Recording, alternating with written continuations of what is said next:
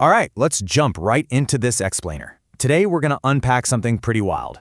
The masterful pacing and surprisingly deep literary metaphor is hidden inside a track you have undoubtedly heard 1,000 times. Yes, we're talking about the global pop phenomenon, Despacito. But we aren't just talking about a catchy beat here. We're analyzing the literal mechanics of seduction as they're laid out in the translated text. We're going to see exactly how rhythm, language, and pacing are used to craft a deeply compelling narrative of human attraction. So, to really get what's going on here, we first have to wrap our heads around the core thesis. It's all about this intentional, almost agonizing choice to move slowly when every biological instinct is screaming at you to rush.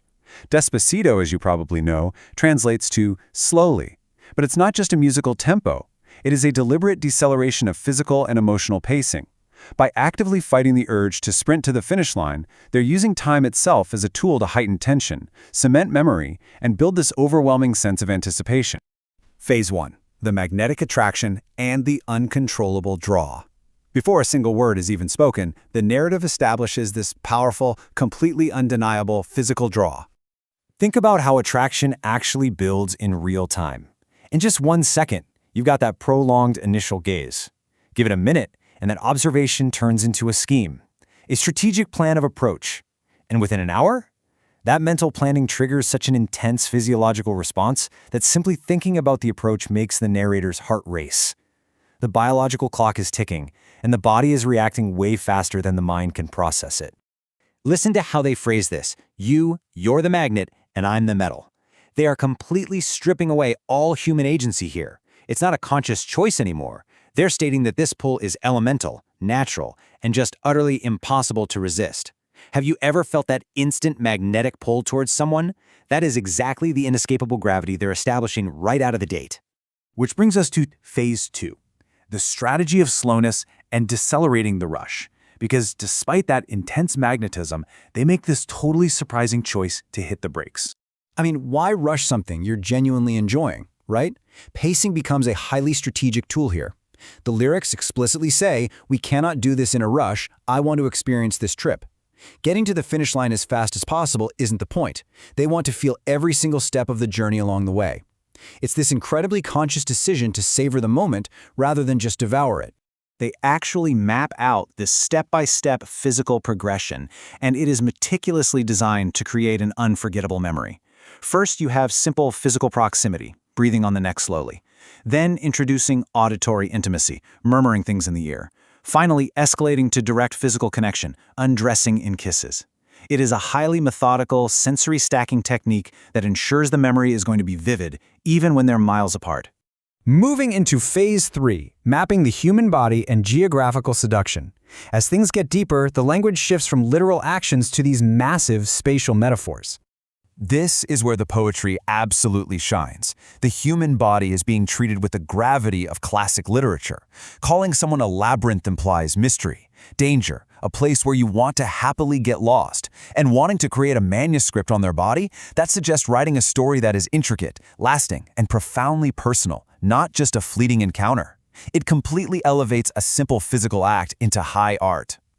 You look at the themes they're juggling here, and it's incredibly diverse. You've got inescapable physics with the magnet metal, ultimate completion with puzzle pieces, and then this bold geographical exploration, talking about wanting to trespass your danger zones. Framing intimacy as this daring expedition into uncharted territory. Every single metaphor reinforces the idea that this is an epic journey, not a quick trip. And right in the middle of all that bold imagery, the narrator drops this incredibly confident line, framing himself as the one singular missing piece needed to finish the puzzle of the subject's beauty. It's basically saying that without this slow, deliberate union, the whole picture remains fundamentally incomplete. Phase 4. Softly to savagely, and the escalation of rhythm. Because, this deliberate slowness, it isn't permanent. It's actually just a foundation. The contrast here is just wild. On one hand, you have this incredibly gentle, methodical build, step by step, soft, then softly. But the ultimate destination? It completely abandons all of that gentleness. Let's start slowly, then savagely. It's this massive shift into pure, unbridled intensity. All that restraint we've been talking about was literally just a coiled spring, generating kinetic energy waiting to be unleashed. We are talking total sensory overload now. The heart going bam bam. testing exactly how much love fits inside, blending malice with delicacy, which is such a fascinatingly complex phrase, trespassing those danger zones, and the ultimate goal of all this escalation, pushing the limit so far that the subject literally forgets their own last name. It's a complete ego death brought on by pure intensity. The restraint is entirely gone. If you break down the structural pacing of the lyrics, it's actually really revealing. About 80% of the focus is entirely on that gentle build and the strategic slowness, the Despacito. And it's exactly because they hold back for so long that the remaining 20%, that savage escalation, hits with such staggering, overwhelming power. The slowness is literally what makes the fast parts feel so intense. Which leads us to the grand finale, Phase 5, Destination Puerto Rico, and the climax of the narrative.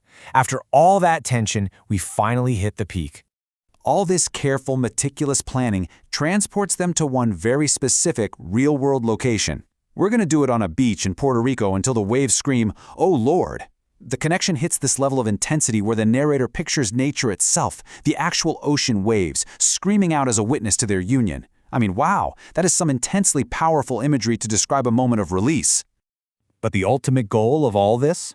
Longevity. This wasn't about some fleeting moment on a beach. It was about writing that full manuscript we talked about earlier. It was about leaving a seal, creating memories so deeply ingrained that they are permanently marked by their time together. The slow pacing is the guarantee that the impact will last way, way after the song actually ends. So, as we wrap up this explainer, I really want to leave you with this thought.